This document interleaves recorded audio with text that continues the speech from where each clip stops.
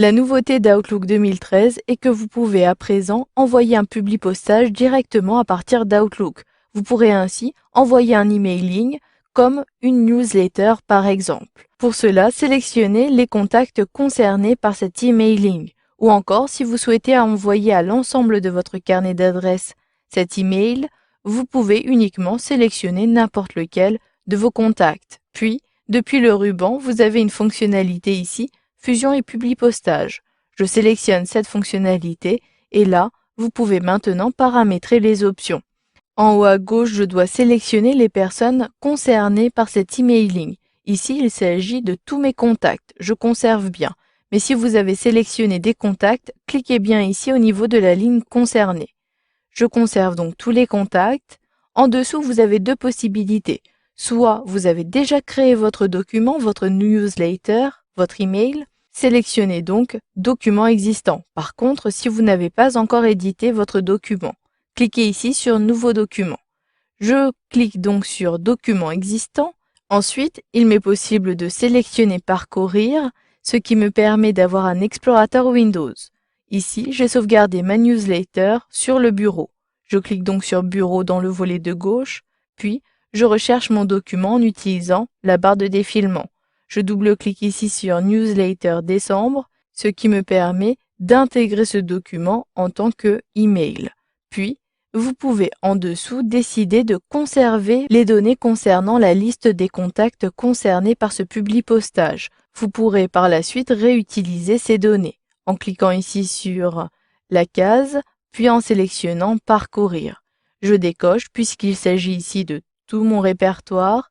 Je souhaite maintenant créer un emailing. Pour cela, je sélectionne dans le menu déroulant Lettre type, mais vous pouvez également, par la même occasion, créer ici des enveloppes ou encore des catalogues. Je conserve lettre type.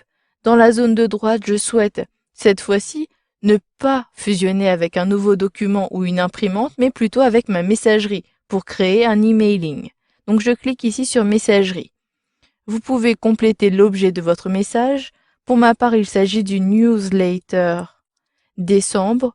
Je peux même préciser le nom de l'entreprise. Ici, il s'agit de domotique. Puis, je clique sur OK pour valider. Automatiquement, au bout d'un instant, ma newsletter s'ouvre dans un nouveau document. Mais ici, il s'agit bien de mon logiciel Word.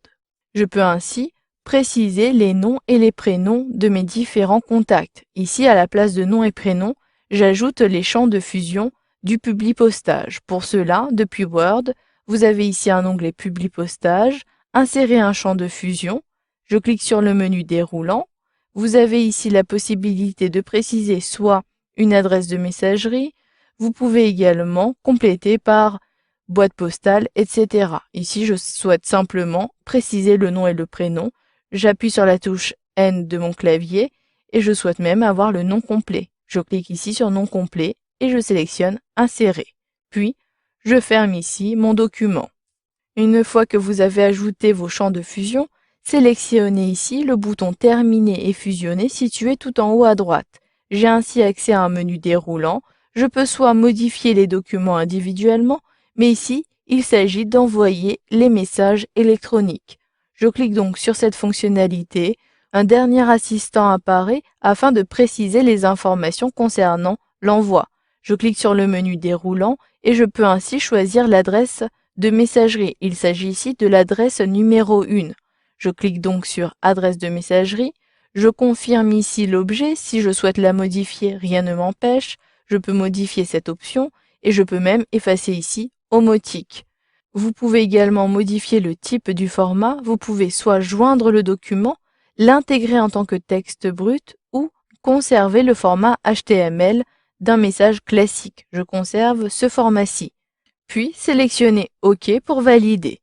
Automatiquement, vous allez avoir les documents qui se génèrent. Cela peut prendre un peu de temps, mais si je me connecte à nouveau sur Outlook 2013 et que je sélectionne cette fois-ci ma messagerie, un clic sur cette icône et je peux depuis ma messagerie savoir si mes éléments ont bien été envoyés. Je sélectionne donc ici les éléments envoyés dans le volet de gauche, puis j'utilise la barre de défilement pour remonter. J'ai bien ici des documents qui ont été envoyés avec les adresses email de mes contacts. J'ai bien en tant qu'objet la newsletter décembre, et si je vérifie les informations de mon contact, effectivement, pour l'adresse learousseau37@gmail.com, il s'agit bien du nom complet Léa Rousseau. Vous avez donc vu dans cette formation qu'il était possible de créer un emailing directement à partir de votre carnet d'adresses Outlook 2013.